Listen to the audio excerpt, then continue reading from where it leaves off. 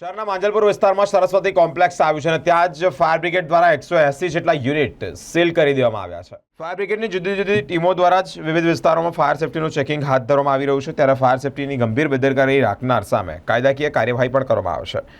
Vadodara fire brigade દ્વારા જ fire safety અંતર્ગત જે ઝુંબેશ ઉપાડવામાં આવી છે, ત્યારે પાંચમા દિવસે આ ચાલુ રાખવા માટે જ્યારે ચાલુ રહી હોય ત્યારે વડોદરાના વોર્ડ નંબર 18 એટલે કે માંજલપુર વિસ્તારમાં આવેલા સરસ્વતી કોમ્પ્લેક્સમાં 180 જેટલા યુનિટ સીલ કરવામાં આવ્યા છે। ફાસ્ટ ફૂડની દુકાન, કોમર્શિયલ ઓફિસ, ક્લાસ વગેરેને સીલ કરવાની માહિતી સામે આવી છે। ત્યાં વોર્ડ નંબર 18માં માંજલપુરમાં સરસ્વતી કોમ્પ્લેક્સ છે, ત્યાં 180 જેટલા યુનિટ્સ છે। ફાયર એનઓસી માટે આવ્યા હતા અમે, ફાયર એનઓસી છે નહીં, સેફ્ટીના કોઈ પ્રિકોશન્સ નથી, ફાયર એક્સટિંગ્યુશર્સ બધા એક્સપાયર થઈ ગયા છે મોટાભાગના, એટલે હવે અત્યારે અમે સીલ કરીએ છીએ।